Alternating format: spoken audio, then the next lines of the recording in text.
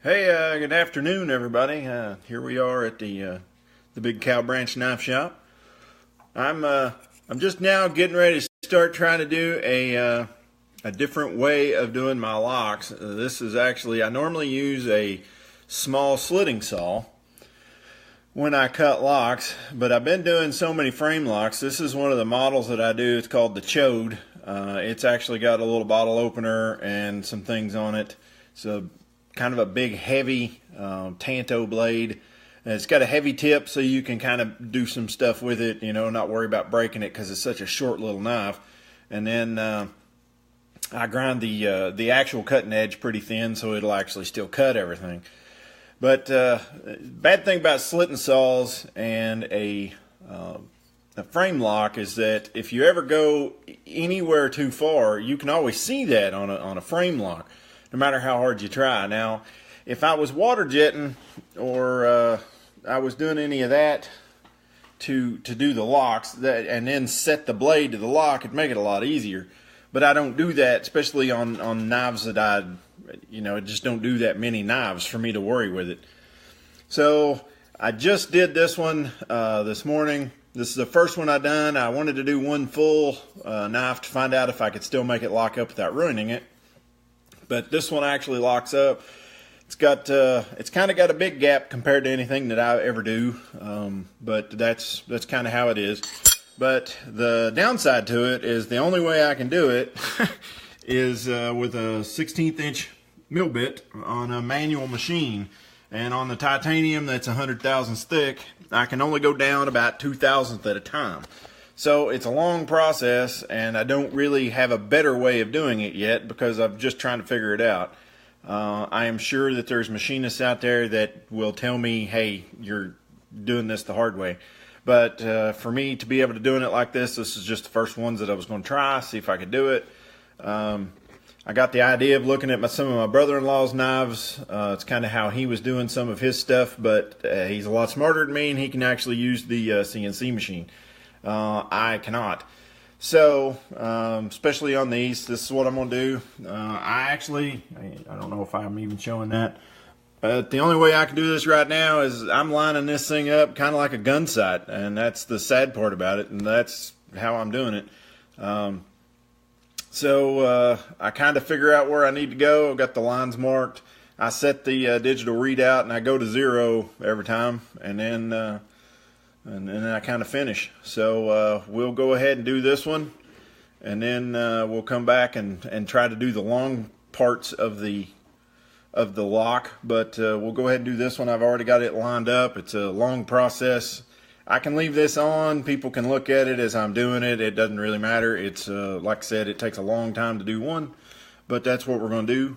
And then I'll get the lights and everything set up till I can see.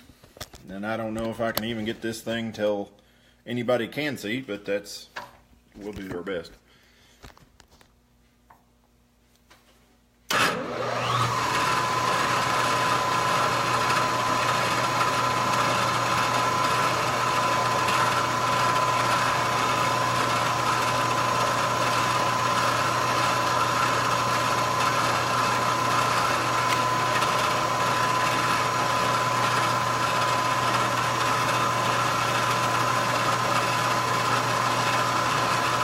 As far as we're going to go, so we'll set the digital at 0. Like I said, you can only go down about 2/1000th at a time, and you got to go down to 100,000. So it's going to takes a little while to do this, and you don't want to over travel.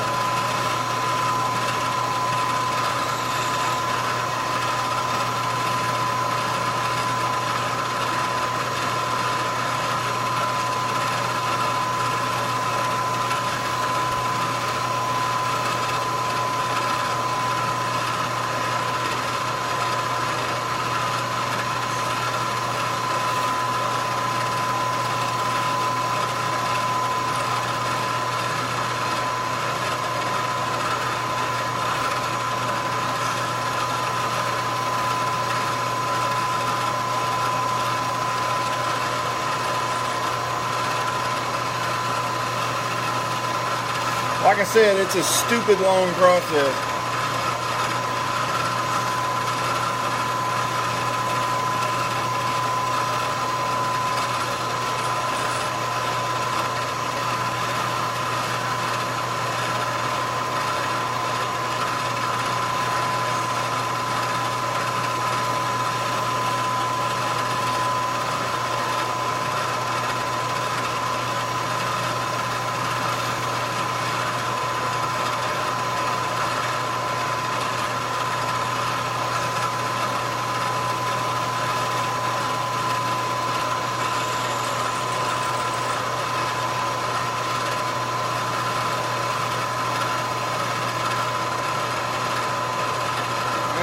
right now we're still only about halfway through. So,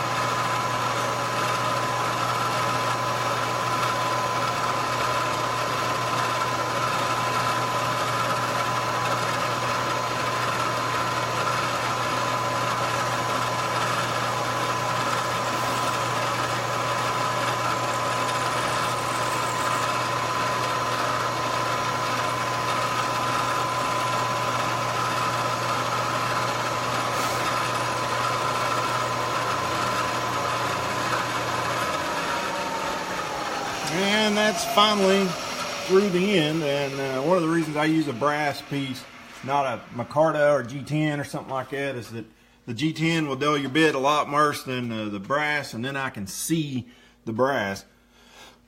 So that is the first cut.